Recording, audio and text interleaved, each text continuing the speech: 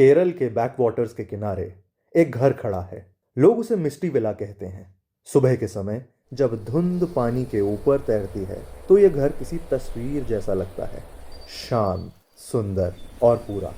लेकिन घरों की एक आदत होती है, वे बाहर से जैसे दिखते हैं अंदर से वैसे नहीं होते। माया रोज सुबह खिड़की खोलती है, हवा को अंदर आने देती है, फिर थोड़ी देर बाद खिड़की बंद कर देती है। वो बाहर ज्यादा देर नहीं देखती।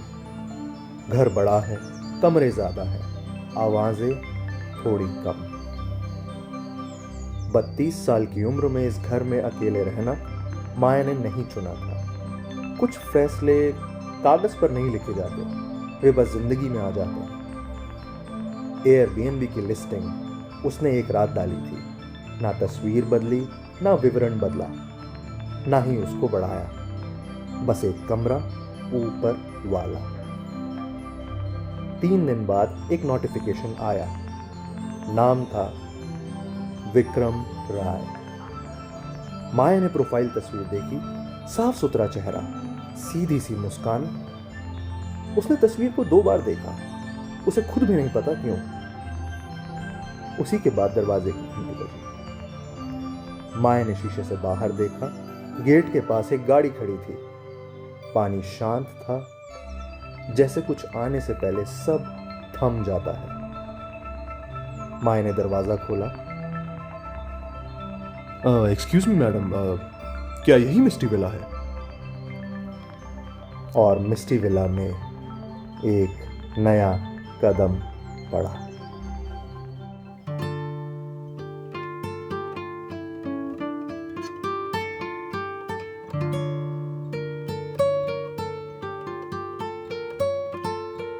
विक्रम ने दरवाजे पर अपने जूते उतारे।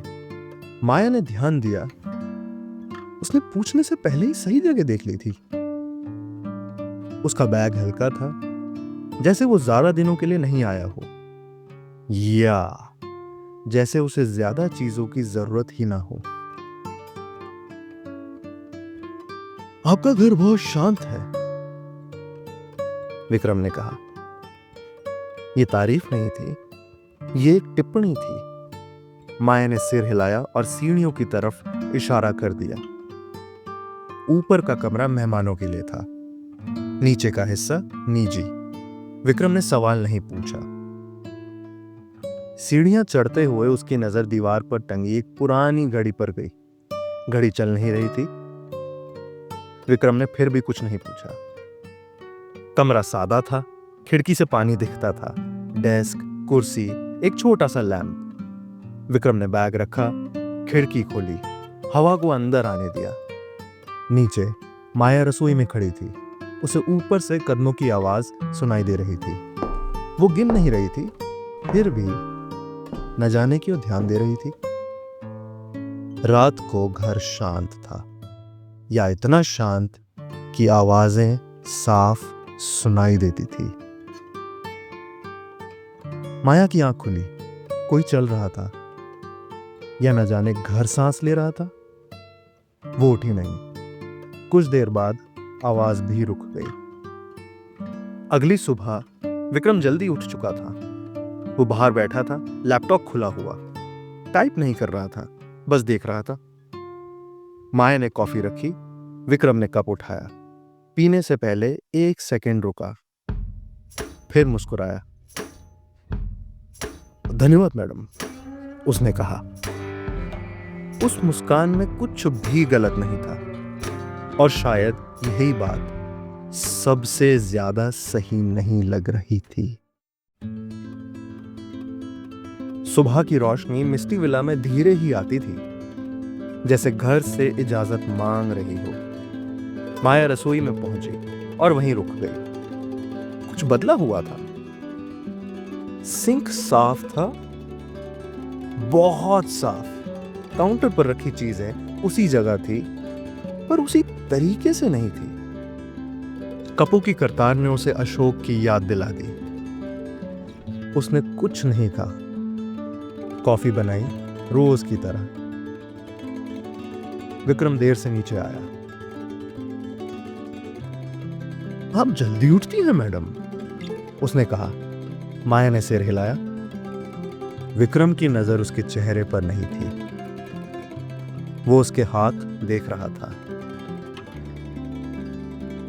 दोपहर में माया अपने कमरे में गई। अलमारी का ताला बंद था, लेकिन चाबी वहां नहीं थी जहां वो चाबी छोड़ती थी।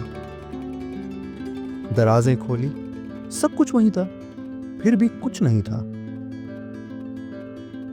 शाम को किचन का कचरा बाहर फेंकते हुए माया की उंगलियां कागज से टकराई। एक तस्वीर, पुरानी, फटी हुई। अशोक। तस्वीर गीली थी, जैसे अभी अभी धुली हो। माया देर तक उसे देखती रही, शायद कुछ याद कर रही थी। फिर उसे वापस कचरे में डाल दिया। विक्रम बरामदे में बैठा था, किताब खुली थी। वो पढ़ नहीं रहा था, बस पन्ना पकड़े हुए था।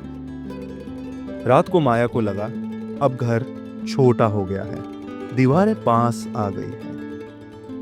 कदमों की आवाज फिर आई। इस बार थोड़ी देर तक माया ने आंखें नहीं खोली। कुछ चीजें देखने से पहले ही महसूस हो जाती हैं। अगली सुबह माया ने किचन की खिड़की खोली। थोड़ी हवा आई, लेकिन घर अब इतना हल्का नहीं था। न जाने क्यों उस शाम बारिश नहीं हुई थी, पर फिर भी हवा भारी थी, जैसे कुछ रुक कर बैठा हो। माया ने रसोई की बत्ती जलाई। बिजली गई तो उसे हैरानी नहीं हुई। उसने मोमबत्ती जला ली। विक्रम कुर्सी पर बैठा था, पीछे झुककर। उसकी नजर दीवार पर टंगी पुरानी घड़ी पर थी। घड़ी अब भी बंद थी।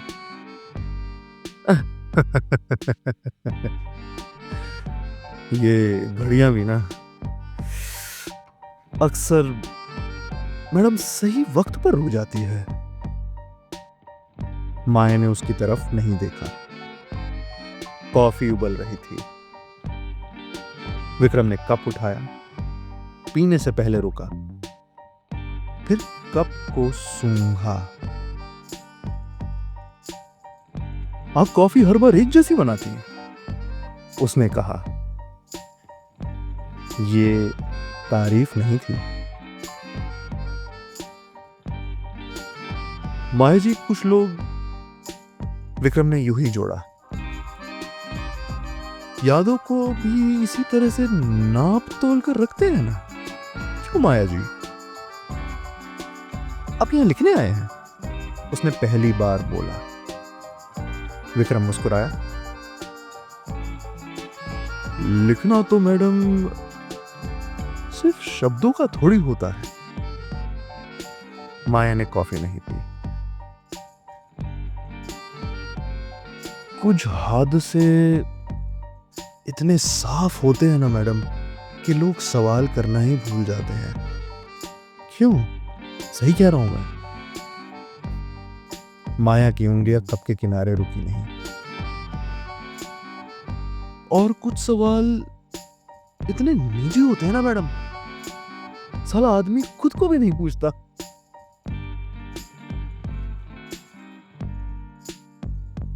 मोमबत्ती हल्की सी हिली। माया ने मुस्कान बनाए रखी, जैसे कि खुद को बचा रही हो। आपकी कॉफी ठंडी हो रही है, उसने कहा। विक्रम ने कप उठाया, पी लिया। उस रात माया को कदमों की आवाज नहीं आई, पर उसको नींद भी नहीं आई। घर जाग रहा था।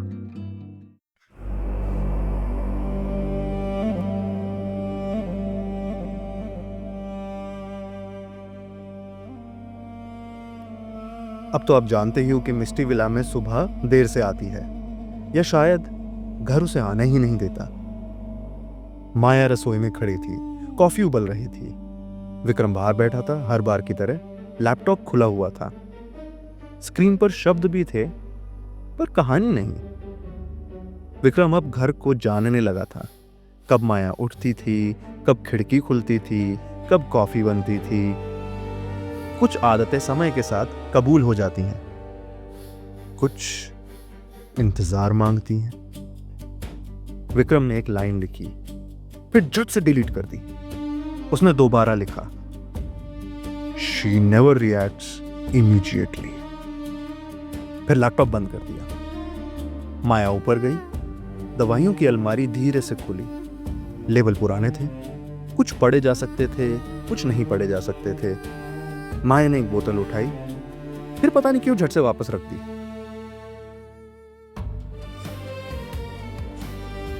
वो जानती थी जल्दी करने वाले हमेशा निशान छोड़ते हैं। दोपहर में विक्रम ने पूछा,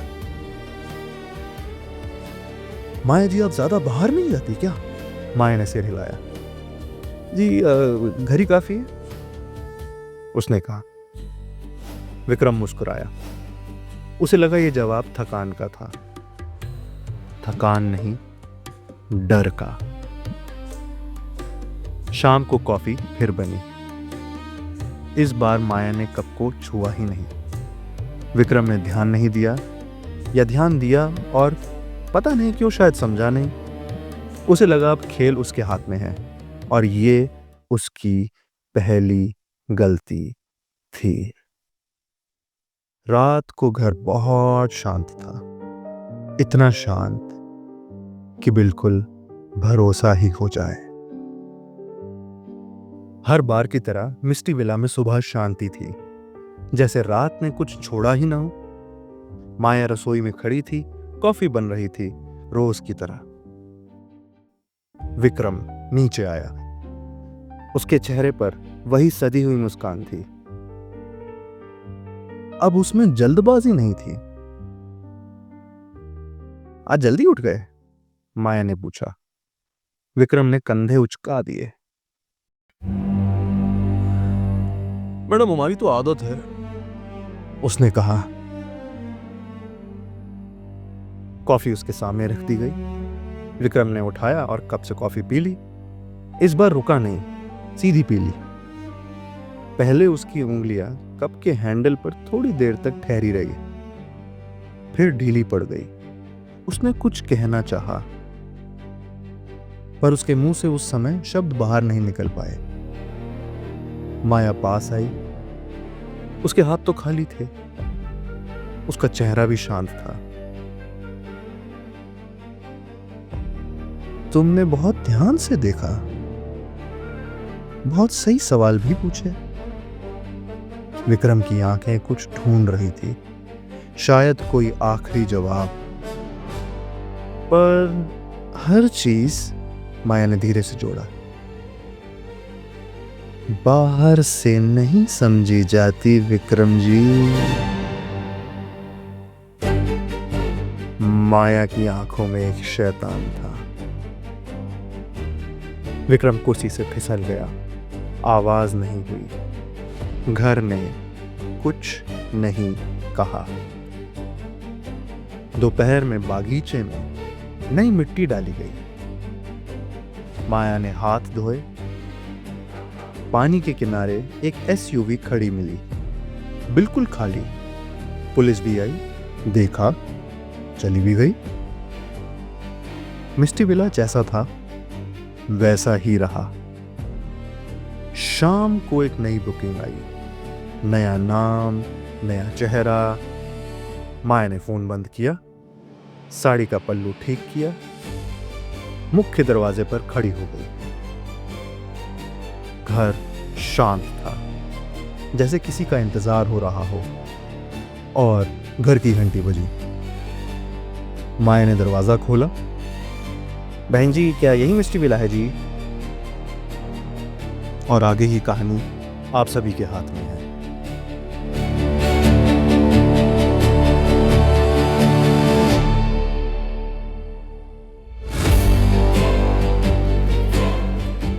इस कहानी को सुनने का आपका बहुत बहुत शुक्रिया। इसी तरीके से हमें प्यार देते रहिएगा। आपका बहुत बहुत शुक्रिया।